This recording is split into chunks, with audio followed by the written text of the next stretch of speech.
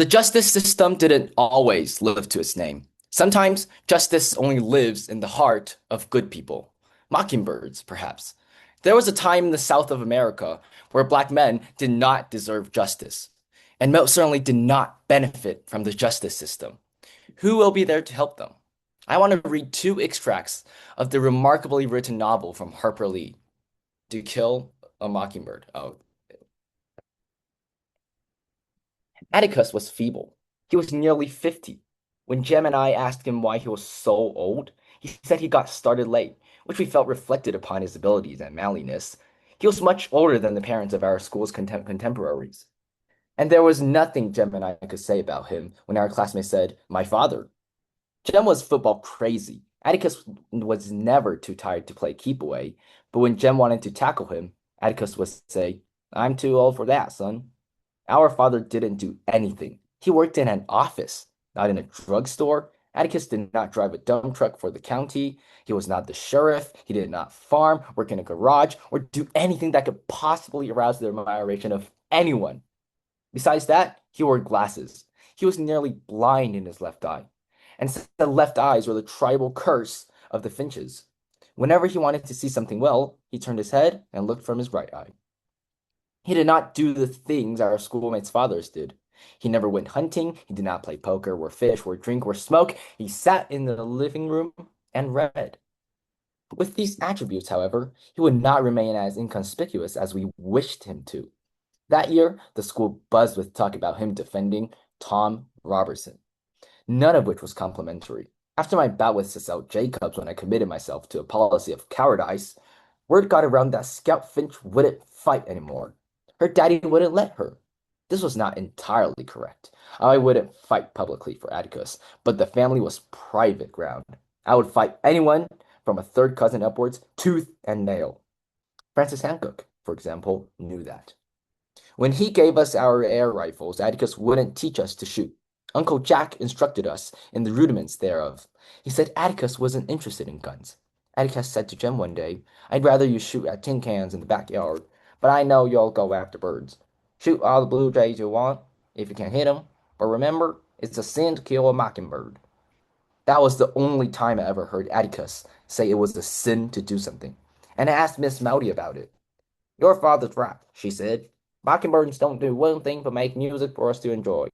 They don't eat up people's gardens, don't nest in corn cribs. They don't do one thing but sing in their hearts out for us. That's why it's a sin to kill a mockingbird." Honestly, I was never sure who the mockingbird Harper Lee is trying to talk about. But one thing I know for sure is Atticus is one of the mockingbirds. Atticus paused. Then he did something he didn't ordinarily do. He unhitched his watch and chain and placed them on the table, saying, "With the court's permission." Judge Taylor nodded, and then Atticus did something I never saw him do before or since, in public or in private. He unbuttoned his vest, unbuttoned his collar, loosened his tie, and took off his coat. He never loosened a scrap of clothing until he undressed at bedtime. And to Jem and me, this was the equivalent of him standing before us, stark naked. We exchanged horrified glances. Atticus put his hands in his pockets, and as he returned to the jury, I saw his gold collar button and the tips of his pen and pencil winking in the light. "Gentlemen," he said.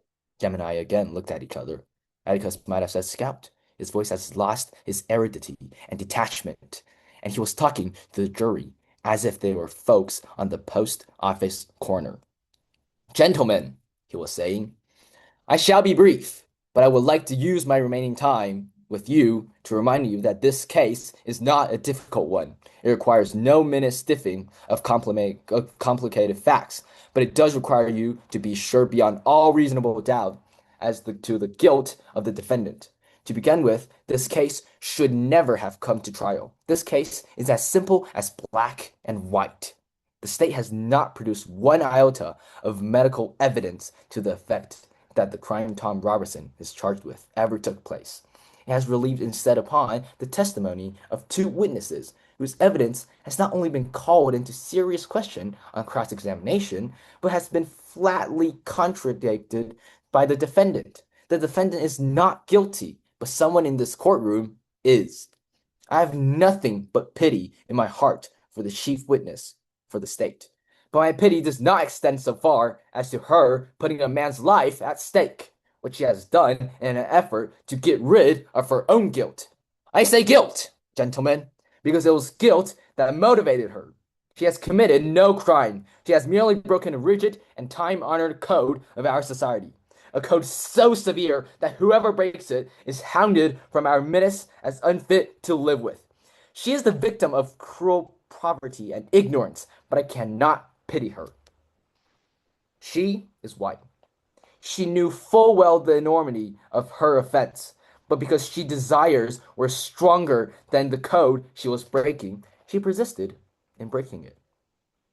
She persisted, and her subsequent reaction is something that all of us has known at one time or another. She did something every child has done.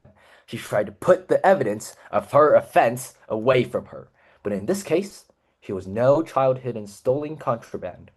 She struck out at her victim. Of necessity, she must put him away from her. He must remove from her presence, from his world. She must destroy the evidence of her offense. What was the evidence of her offense? Tom Robertson, a human being. She must put Tom Robinson away from her. Tom Robinson was her daily reminder of what she did. What did she do? She tempted a Negro. She was white and she tempted a Negro. She did something that in our society is unspeakable. She kissed a black man, not an old uncle, but a strong, young Negro man.